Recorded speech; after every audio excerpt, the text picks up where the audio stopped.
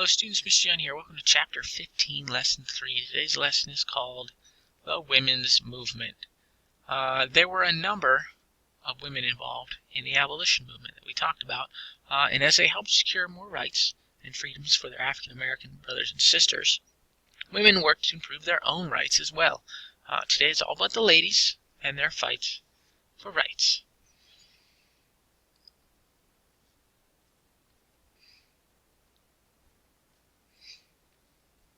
Now, Lucretia Mott was a Quaker, and as a Quaker, Miss Mott enjoyed more equality than most women in America. The Quaker was just a little different from everyone else, and one of those things was men and women were treated more fairly among that community. Lucretia Mott got herself involved in helping slaves to escape captivity and formed the Philadelphia Female Anti-Slavery Society. For her, abolition and women's rights were linked. They were kind of one and the same. While attending an anti-slavery convention in London, Mott met Elizabeth Cady Stanton. The two became fast friends and would make quite the duo, a powerhouse of women's rights advocacy. There you see them, Miss Stanton and Miss Mott.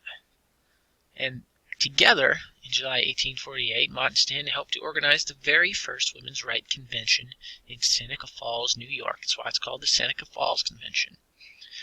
300 people showed up, 40 of which were men, and the main event was the drafting of the Declaration of Sentiments and Resolutions. This declaration was a lot like the Declaration of Independence in that it called for revolutionary changes.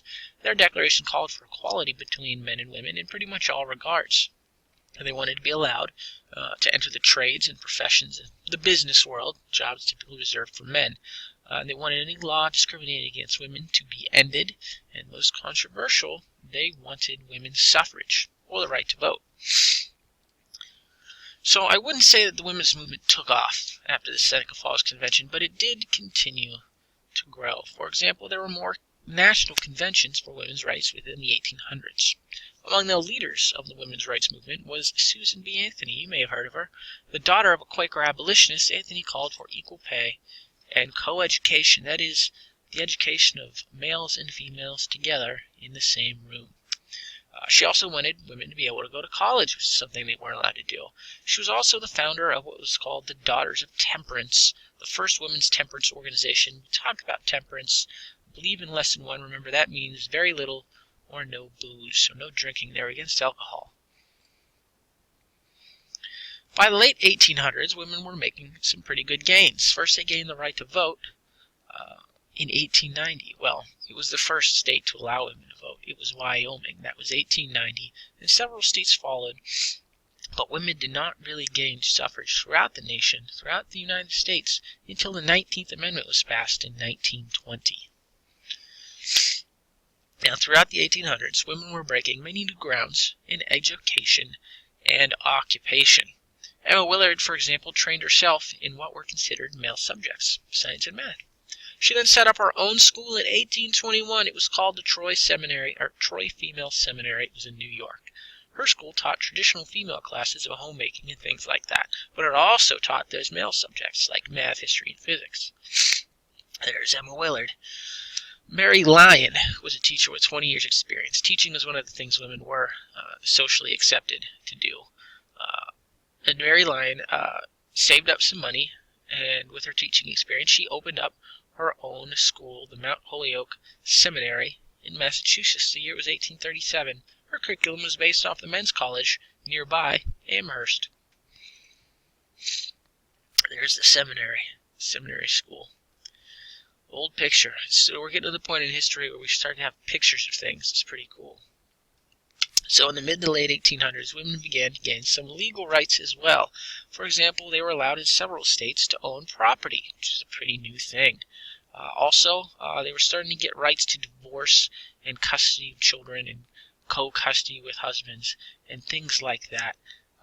This is mid to late 1800s. Before that, if a woman was unhappy in her marriage for whatever reason, her husband abused her, he was an alcoholic, neglectful, things like that, women were just kind of stuck with them. So finally, by the late 1800s, they were starting to get the right to legally defend themselves. Now, despite social norms, a few women, basically through their own grit and determination, broke some glass ceilings. That is to say that They were doing things that women hadn't been allowed to do before, even long before other women would be able to do it. Women were mostly constrained to being school teachers, like I had mentioned, but few women were able to enter the working world, usually reserved for men. For example, Elizabeth Blackwell got into Geneva College after many applications and graduated at the top of her class. Go her. And she went on to become a doctor. I believe I read she had to start her own medical school. Maria Mitchell, who was essentially raised and educated by her father, she was the first person ever to discover a comet with a telescope. Not the first woman, first person ever to discover a comet using a telescope. So that's pretty cool. She went on to be the first woman elected to the American Academy of Arts and Sciences, and she went on to teach at Vassar College.